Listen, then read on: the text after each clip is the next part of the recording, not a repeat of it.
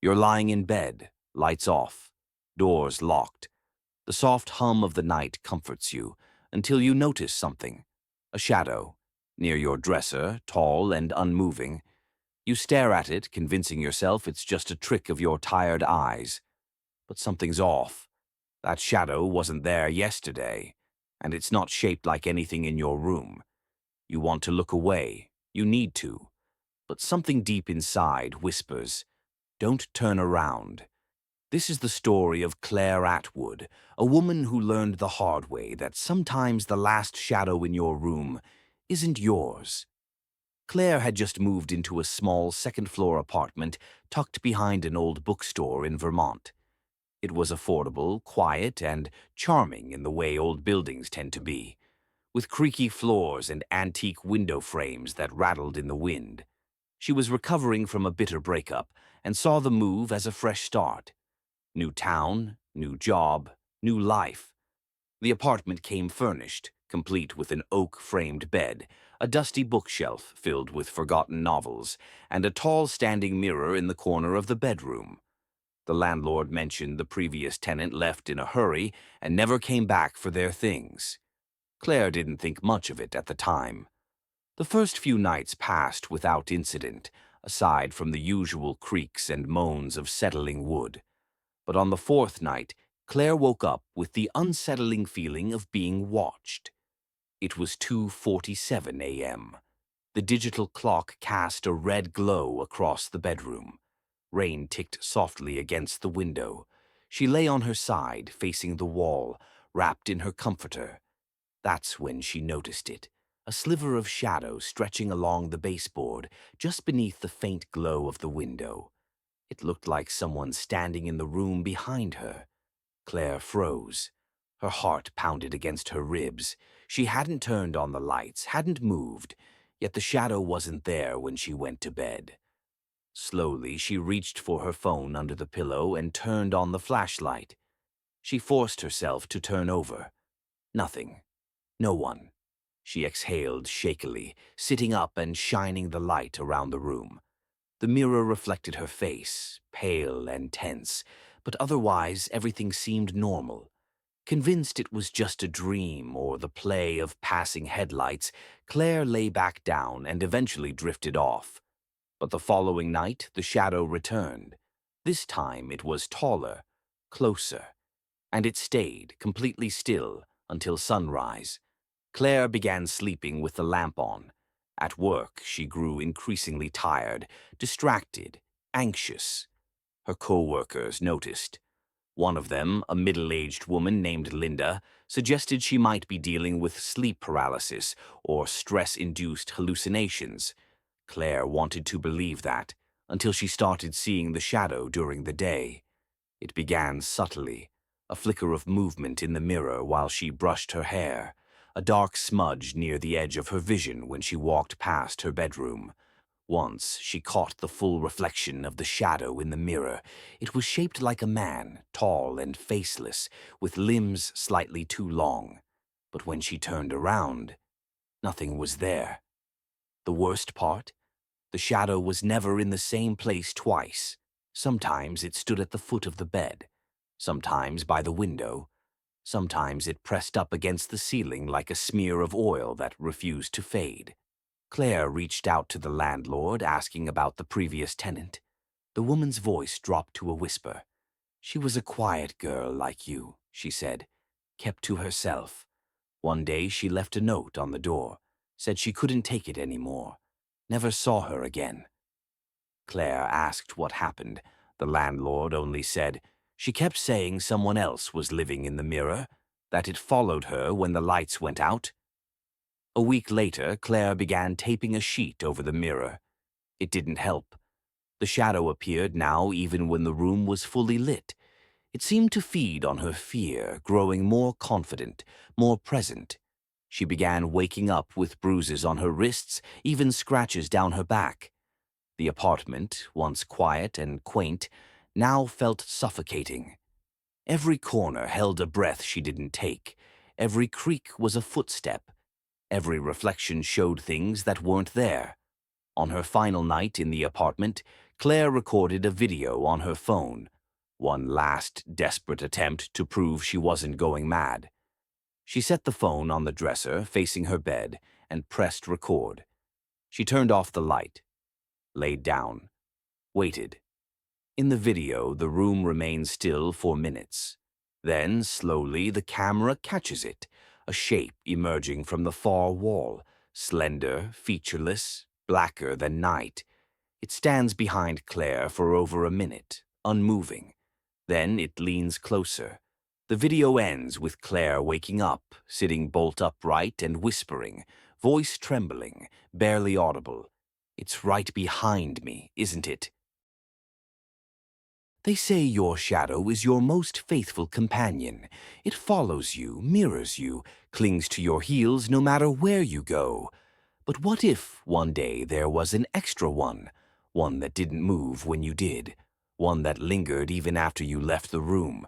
And worse, what if it started watching you? This is not a story about ghosts or monsters hiding under your bed. This is a story about something far more disturbing. The realization that you're not alone in your own room, even when you should be. It began on a perfectly normal Thursday night. I was 17, home alone, parents away on a weekend trip. I had the house to myself, something most teenagers would kill for.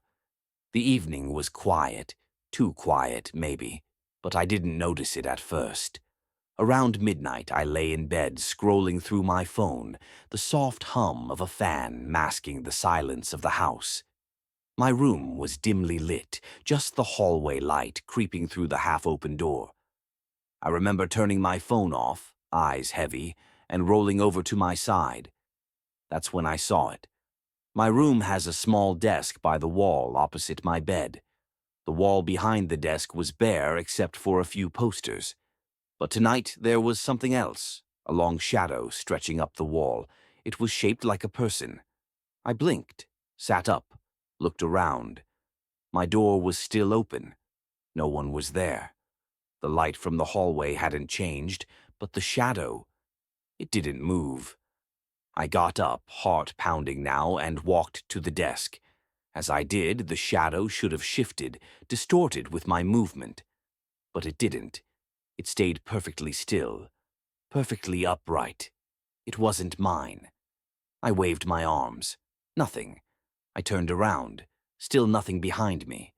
I laughed nervously, told myself it was just a trick of the light, maybe a weird reflection. But I couldn't shake the unease crawling up my spine. I flipped the switch to turn on my bedroom light. The room lit up, and the shadow vanished. Relief washed over me. It had to be my imagination. I stayed up a little longer, watched some stupid videos to distract myself, and finally fell asleep with the lights on. The next night was worse. This time it was earlier, around 10. I was brushing my teeth when I saw it again, reflected in the mirror behind me. It stood in the doorway. Just a tall, dark figure, motionless. I spun around, toothbrush falling into the sink. But there was nothing there, just the empty hall stretching into darkness. I didn't sleep that night. Every time I closed my eyes, I felt it, that presence, like someone was leaning over me, waiting for me to drift off. The third night was when it touched me. I had finally convinced myself it was stress, maybe sleep deprivation. I told myself it was fine. I just needed rest. So I took melatonin, climbed into bed early, and shut everything off. Around 2:47 a.m., I woke up suddenly, completely paralyzed. My eyes darted around the room. I couldn't move. I couldn't scream. And standing in the corner next to my closet was the shadow. It didn't belong to anything.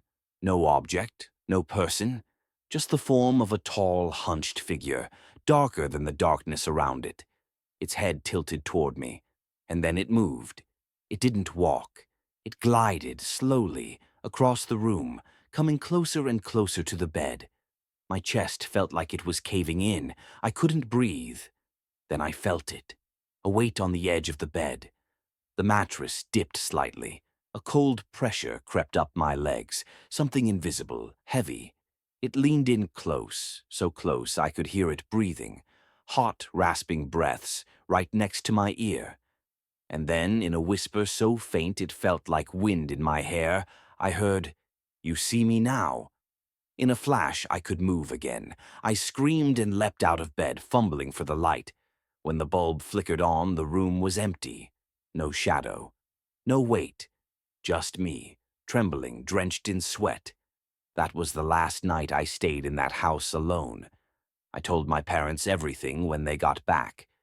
They didn't believe me, chalked it up to nightmares, isolation, too much screen time. But I knew. I know. Because even now, months later, I keep seeing it. Not every night, but sometimes when I'm brushing my teeth, I catch a glimpse in the mirror, an extra shadow behind me. Or when I walk down a hallway, there's a shape on the wall that doesn't match my body. And worst of all, sometimes when I lie in bed and the lights are off, I feel it again. The weight, the breath. And I know if I ever turn around fast enough, I'll see it. It always begins the same way. A soft click as your bedroom light goes out, the settling creak of your mattress, and the comfort of knowing you're alone. But what if, just before your eyes adjust to the darkness, you notice something off? Something standing in the corner, unmoving, waiting. You rub your eyes. Nothing, just shadows. But deep down, a sliver of doubt coils around your chest. Because you saw it, and now it sees you. This isn't just a story, it's a warning. Because for Thomas, what started as a shadow in the corner ended in a nightmare that still hasn't let go. Thomas Becker was a night owl. At 26, he worked remotely as a software developer, often coding deep into the early hours. He liked the solitude. His small apartment in Portland was quiet, the kind of quiet you grow to appreciate, until it turns against you. It began with something so small he almost didn't notice. One night, while brushing his teeth, he caught a glimpse of something in his bedroom mirror, a tall, dark shape near the window. He froze, spinning around, but of course nothing was there. He laughed it off. Trick of the light, he told himself, but the image lingered in his mind long after he crawled into bed. The next night, the temperature in the room dropped sharply, cold enough that he could see his breath. His radiator was still on. He even checked the windows. Sealed. Nothing made sense. That's when he saw it again, just past the foot of his bed. A silhouette darker than the rest of the room, almost human-shaped, but wrong. Too tall. The shoulders were unnaturally high and it didn't move. Heart hammering in his chest, Thomas lunged for the lamp. Light filled the room. Empty. He didn't sleep that night. By the third night, Thomas was exhausted, red-eyed, jittery, and full of quiet dread. He tried sleeping with the light on, but it would always flicker and go out around 2:14 a.m. Exactly. Not a minute before or after. He tested it. Different bulbs, timers, even replacing the lamp entirely. Always 2:14. Always darkness. And then, always the shadow. He tried ignoring it. He really did. He'd lie stiffly in bed, back turned toward the corner where the shadow always stood. Pretend it wasn't there.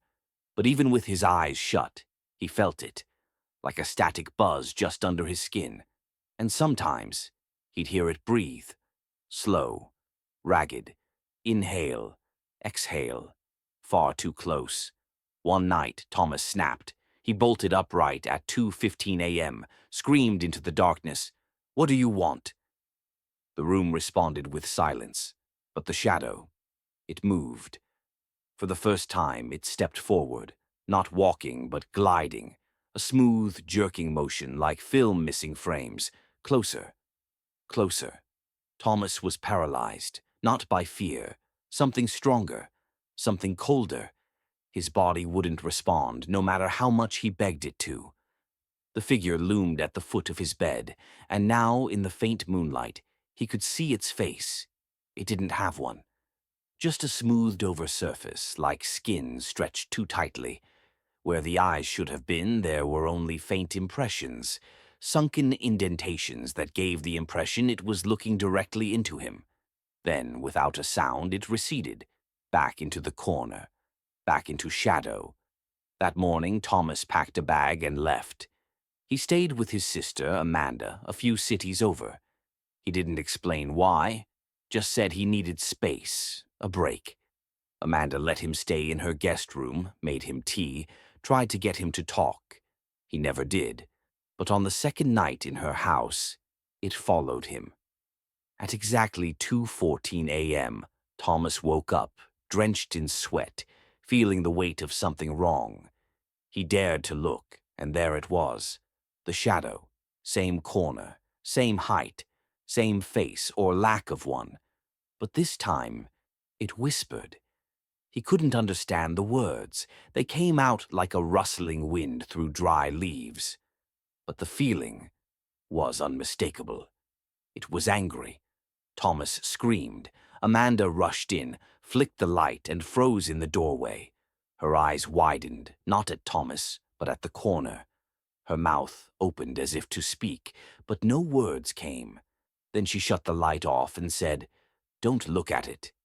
Never look directly at it. Lie down." He didn't argue. The next morning, over coffee, Amanda finally explained. "You saw it too," Thomas whispered. Amanda's face was pale. "It started with Mom. Before she died, she said there was a shadow in her room that didn't belong, that it wasn't hers. She said, the last shadow in the room, it waits until you're weak. We thought it was dementia, but then I started seeing it. And now, so have you." Thomas stared down at his mug, hands trembling.